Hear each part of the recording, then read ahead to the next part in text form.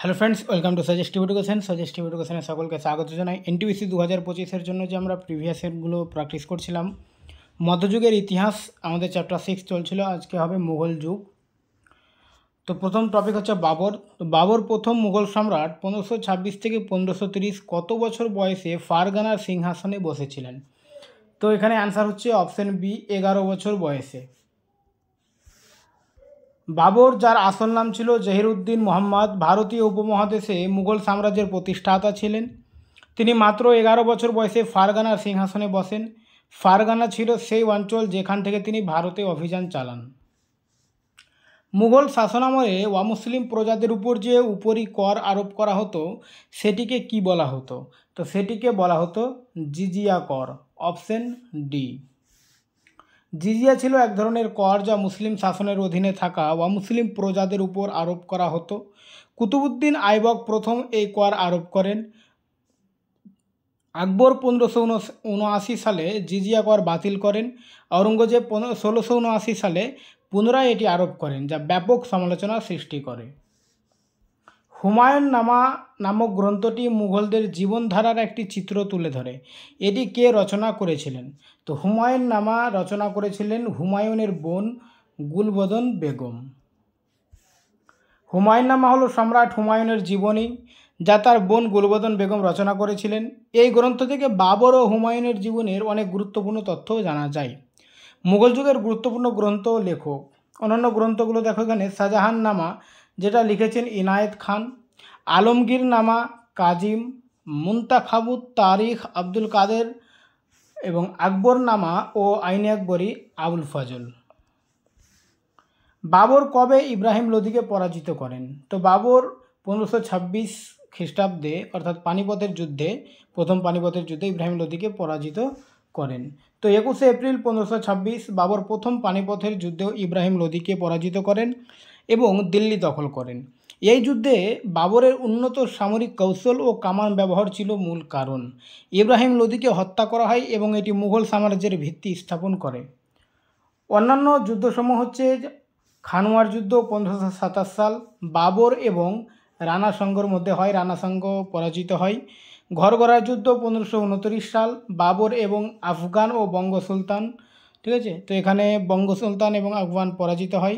আর চৌসারের যুদ্ধ হয়েছিল হুমায়ুন এবং শেরশাহ সুরির মধ্যে। তো এখানে হুমায়ুন পরাজিত হয়েছিল। নিচের কোন বিকল্পে মুঘল সম্রাটদের শাসনের সঠিক ধারাক্রম রয়েছে? তো মুঘল শাসনের সঠিক ধারাক্রম হচ্ছে বাবর, তারপরে হচ্ছে হুমায়ুন, তারপরে হচ্ছে আকবর, তারপর হচ্ছে জাহাঙ্গীর, এইভাবে চলছে, ঠিক আছে। তো এখানে শুরু হয়েছে আকবর থেকে। তো আকবরের পরে হচ্ছে জাহাঙ্গীর, আকবরের পরে জাহাঙ্গীর, অপশন ডি এ রয়েছে, এটাই হবে অ্যান্সার। জাহাঙ্গীরের পরে শাহজাহান, তারপরে ঔরঙ্গজেব, ঠিক আছে।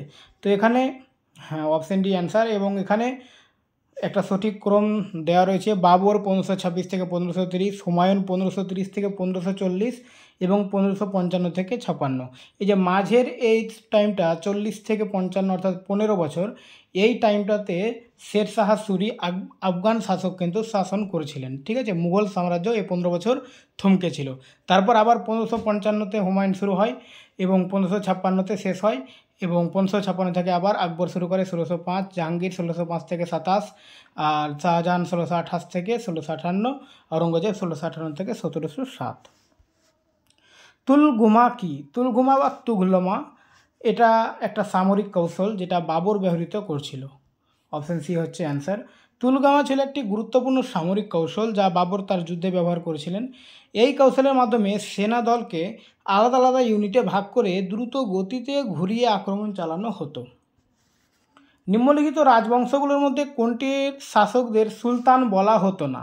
তো এই সুলতান শব্দটা সুলতানি যুগে চলছিল, মানে সুলতানি যুগের রাজাদের সুলতান বলা হতো, অর্থাৎ দাস বংশ, খিলজি বংশ, তুলক বংশ, সৈয়দ বংশ, লোদি বংশের এই লোকগুলো, এই বংশের যারা রাজা তাদের সুলতান বলা হতো, কিন্তু মুঘল বংশের রাজাদের বাদশাহ বলা হতো, ঠিক আছে। তো অ্যান্সার হবে মুঘল।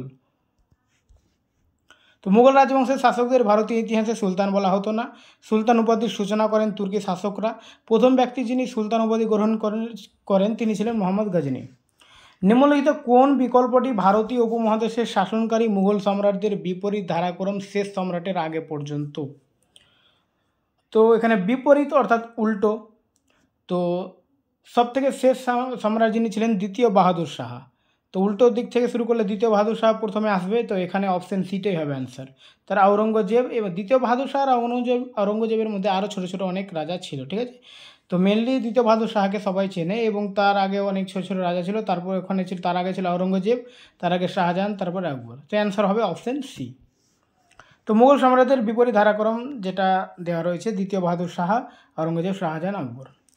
তো আমরা বাবর আর হুমায়ুনের যে এনটিপিসিতে যা কোশ্চিন এসেছিল সেগুলো এখানে পড়ে নিলাম। এরপরে হচ্ছে শের শাহ সুরি।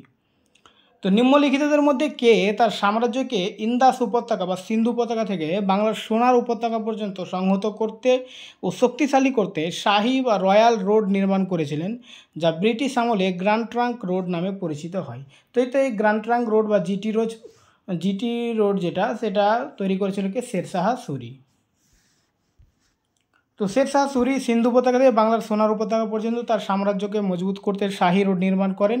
পরবর্তীকালে ব্রিটিশরা এই রাস্তার নাম দেন গ্র্যান্ড ট্রাঙ্ক রোড, যা কলকাতা থেকে পেশোয়ার পর্যন্ত বিস্তৃত। শের শাহ সুরির সমাধি কোথায় অবস্থিত? শের শাহ সুরির সমাধি হচ্ছে সাসারাম, বিহারের সাসারামে অবস্থিত। তো শের শাহ সুরির সমাধি বিহারের সাসারামে অবস্থিত। মুঘল মুদ্রা ব্যবস্থার যে ত্রিধাতব প্রথা ছিল তা প্রথম চালু করেছিলেন। তারপরে এখানে দেখো মুঘল যুগের অন্যান্য সম্রাট এবং তাদের সমাধিস্থল অবশ্যই আমাদের জানতে হবে। তো বাবরের যেমন কাবুলে, হুমায়ুনের দিল্লি, আকবরের সিকান্দারা আগ্রা, জাহাঙ্গীর শাহদারা লাহোর, শাহজাহান আগ্রা, আওরঙ্গজেব ঔরঙ্গাবাদ। এটা অবশ্যই জেনে নিতে হবে, ঠিক আছে। তারপর হচ্ছে আকবর। তো আকবরের কোশ্চেন হচ্ছে দিনে ইলাহি অর্থাৎ ঈশ্বরের ধর্ম একটি সমবায় ধর্ম যেটি কে প্রবর্তন করেন? তো দিনে ইলাহি প্রবর্তন করেছিলেন কে? আকবর। আর দিনে ইলাহিতে সবথেকে প্রথম যে হিন্দু যুক্ত হয়েছিলেন তার নাম হচ্ছে বীরবল, ঠিক আছে। এই কোশ্চেনটা প্রচুর পরীক্ষায় আসে। ধর্মীয় সম্প্রীতি রক্ষার উদ্দেশ্যে আকবর 1582 সালে দিনে ইলাহি নামে এক নতুন ধর্ম চালু করেন। এই ধর্মে সব ধর্মের ভালো দিকগুলোর সংমিশ্রণ ছিল। যদিও এক ঈশ্বরবাদ ছিল এর মূল ভিত্তি, তবে এতে বহু ঈশ্বরবাদের কিছু চিহ্ন দেখা যায়। আকবরের রাজত্বকালে এই ধর্মের মাত্র 18 জন অনুসারী ছিলেন। দ্বিতীয় পানিপথের যুদ্ধে বৈরাম খান কাকে পরাজিত করেন? তো দ্বিতীয় পানিপথের যুদ্ধ 1556 সাল। এই 1556 সালে বৈরাম খান এবং হেমুর মধ্যে যুদ্ধ হয়, অর্থাৎ আকবর এবং হেমুর মধ্যে। কিন্তু আকবরের বয়স খুব কম, তো আকবরের অভিভাবক ছিলেন কে? বৈরাম খান, ঠিক আছে।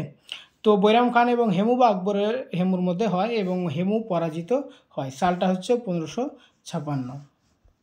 দ্বিতীয় পানিপথের যুদ্ধ 5 নভেম্বর 1556 সালে দিল্লি শাসক হেমচন্দ্র বিক্রমাদিত্য, হেমু ও আকবরের বাহিনীর মধ্যে সংগঠিত হয়। এই যুদ্ধে আকবরের সেনাপতি বৈরাম খান ও খান জামান হেমুকে পরাজিত করেন, যা আকবরের জন্য একটি নির্ধারক বিজয় ছিল। আকবর কবে সম্রাট হন? তো আকবর 1556 খ্রিস্টাব্দে সম্রাট হন। আলাউদ্দিন মোহাম্মদ আকবর, যিনি আকবর দ্য গ্রেট নামে পরিচিত ছিলেন, বাবর ও হুমায়ুনের পরে তৃতীয় মুঘল সম্রাট। তিনি মাত্র 13 বছর বয়সে 1556 খ্রিস্টাব্দে তার পিতা হুমায়ুনের মৃত্যুর পর সিংহাসনে বসেন এবং 1605 পর্যন্ত শাসন করেন। তখতে আকবরী, যেখানে আকবরের অভিষেক হয়েছিল, তা কোন রাজ্যে অবস্থিত? তো সেটা পাঞ্জাবে অবস্থিত। তখতে আকবরী বা আকবরের অভিষেক মঞ্চ পাঞ্জাবের কালানৌর শহরে অবস্থিত। 1556 সালে 13 বছর বয়সী আকবরের অভিষেক এই স্থানে বৈরাম খানের উপস্থিতিতে সম্পন্ন হয়। ড্যাশ ছিলেন বৈরাম খানের পুত্র, যিনি আকবরের দরবারে একজন গুরুত্বপূর্ণ ব্যক্তি হয়ে ওঠেন।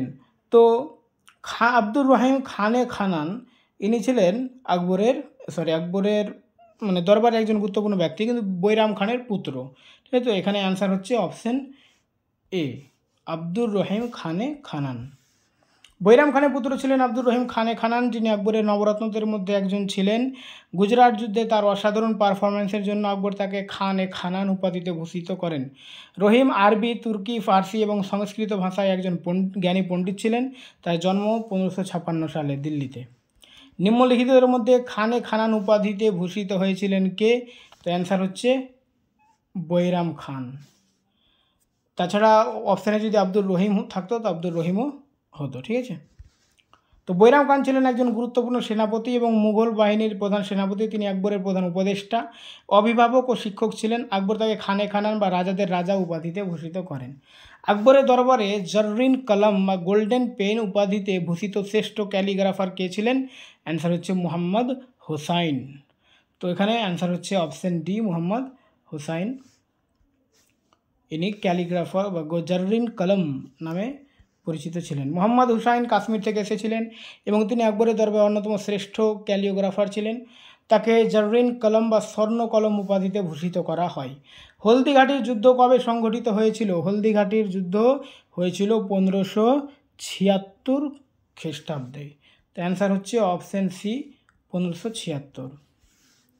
হলদিঘাটের যুদ্ধ 18 জুন 1576 সালে মেওয়ারের রানা মহারানা প্রতাপ এবং মুঘল সম্রাট আকবরের সেনাপতি মান সিংহ এর নেতৃত্বাধীন বাহিনীর মধ্যে সংঘটিত হয়। এই যুদ্ধে মেওয়ারের বাহিনী পরাজিত হয়। আকবরের রাজত্বকালে রাজস্ব মন্ত্রী কে ছিলেন? তো আকবরের রাজত্বকালে রাজস্ব মন্ত্রী ছিলেন টোডরমল। আর টোডরমল আকবরের রাজত্বকালে জাপ্তি প্রথা শুরু করেছিলেন। রাজা টোডরমল ছিলেন আকবরের রাজস্ব অর্থমন্ত্রী। তার সহায়তায় আকবর রাজস্ব বিভাগে অনেক সংস্কার আনেন। তিনি জব্ত নামক নতুন রাজস্ব ব্যবস্থা এবং দহশালা নামক কর ব্যবস্থা চালু করেন। আকবরের সুলিকুল নীতির অর্থ কী ছিল? তো আকবরের সুলিকুল নীতির অর্থ ছিল সর্বজনীন শান্তি। অপশন বি, সর্বজনীন শান্তি। আকবরের সুলিকুল নীতির অর্থ ছিল সার্বজনীন শান্তি। এটি সুফি সাধক খাজা মঈনুদ্দিন, এখানে বানানটা লেখা হয়নি ঠিকঠাক, খাজা মঈনুদ্দিন চিশতির দ্বারা প্রবর্তিত হয়েছিল এবং আকবর তা অনুসরণ করেন। এই নীতিতে সব ধর্ম ও মতকে মত প্রকাশের স্বাধীনতা দেওয়া হয় যতক্ষণ না তারা একে অপরের বিরুদ্ধে লড়াই করে। কে ছিলেন তৃতীয় মুঘল সম্রাট? তো তৃতীয় মুঘল সম্রাট কে হবে? আকবর। প্রথম ছিলেন বাবর, তারপরে হুমায়ুন, তারপর আকবর। আকবর ছিলেন মুঘল সাম্রাজ্যের তৃতীয় সম্রাট এবং তিনি দ্বীন-ই ইলাহি ধর্মের প্রবর্তক ছিলেন। আকবর কোথা থেকে প্রশাসনিক কার্য পরিচালনা করতেন? তো অ্যান্সার হচ্ছে আগ্রা থেকে। Option D, Agra. আকবর তার প্রশাসনিক কাজকর্ম আগ্রা থেকে পরিচালনা করতেন। তারপরে হচ্ছে জাহাঙ্গীর। তো নিম্নলিখিত কোন মুঘল সম্রাট ইংরেজদের সুরাটে প্রথম কারখানা স্থাপনের অনুমতি দিয়েছিলেন? তো অ্যান্সার হচ্ছে জাহাঙ্গীর। Option D. ইংরেজ ইস্ট ইন্ডিয়া কোম্পানি 1608 সালে 24শে আগস্ট সুরাট বন্দরের নামে 7 বছর পর স্যার থমাস রোর নেতৃত্বে তারা প্রথম কারখানা স্থাপন করেন। মুঘল সম্রাট জাহাঙ্গীর তাদের এই অনুমতি দেন।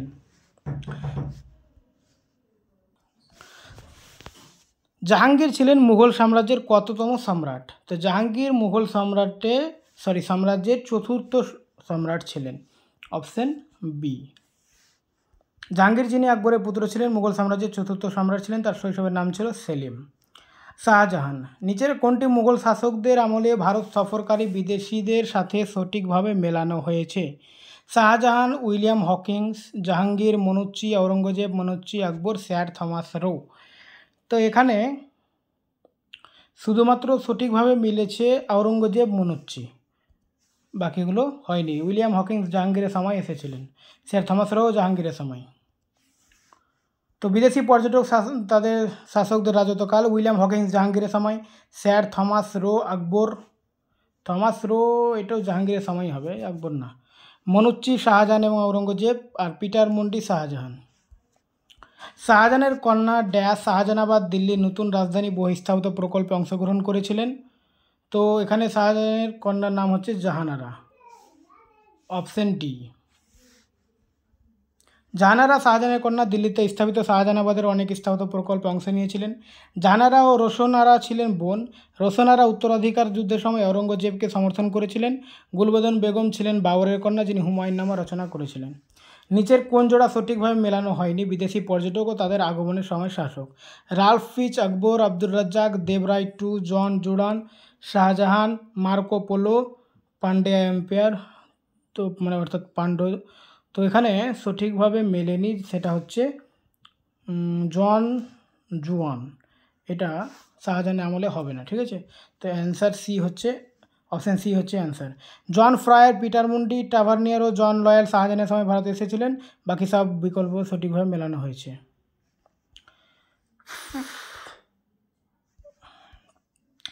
ঔরঙ্গজেব সম্পর্কে নিচের কোন বিবৃতিটি ভুল? তিনি আলমগীর নামেও পরিচিত ছিলেন। তিনি সিংহাসনের জন্য লড়াইয়ে তিনি দারা শিকোকে পরাজিত করেন এবং নিজের পিতাকে আগ্রার রাজপ্রাসাদে গৃহবন্দী করেন। তিনি ছিলেন শাহজাহান ও মমতাজ মহলের দ্বিতীয় পুত্র।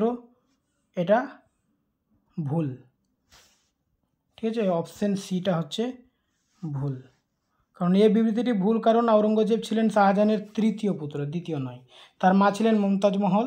আওরঙ্গজেবের জন্ম হয় 3রা নভেম্বর 1618 সালে দাহুদ মালভাতে। তিনি আলমগীর উপাধিতে ভূষিত হন, যার অর্থ বিশ্বজয়ী।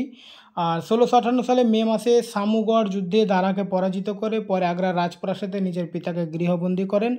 1707 সালে 88 বছর বয়সে মৃত্যুর পর মুঘল সাম্রাজ্যের পতন শুরু হয়।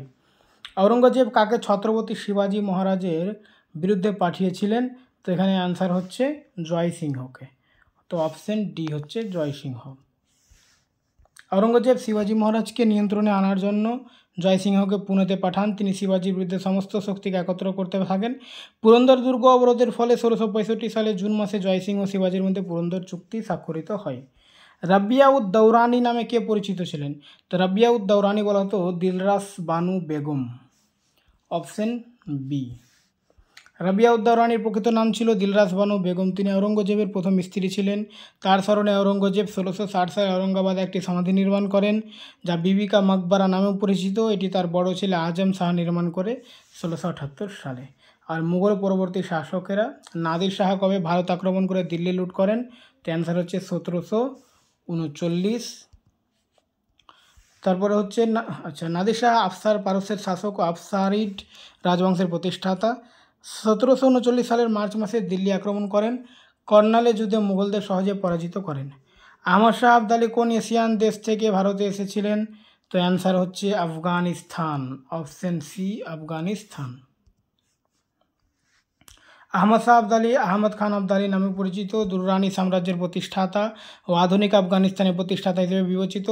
1747 সালের জুলাই মাসে কান্দাহারে লোয়া জিরগার মাধ্যমে তাকে আফগানিস্তানের রাজা ঘোষণা করা হয়। 1761 সালের 14 জানুয়ারি তৃতীয় পানিপথ যুদ্ধে মারাঠা বাহিনীকে পরাজিত করেন। ভারতের শেষ মুঘল সম্রাট কে ছিলেন? তো ভারতের শেষ মুঘল সম্রাট ছিলেন বাহাদুর শাহ টু, অর্থাৎ দ্বিতীয় বাহাদুর শাহ। বাহাদুর শাহ জাফর ছিলেন ভারতের শেষ মুঘল সম্রাট। 1857 সালের বিদ্রোহের পর ব্রিটিশরা তাকে গ্রেফতার করে রেঙ্গুনে নির্বাসিত করেন। এই পর্যন্তই ছিল মুঘল যুগ।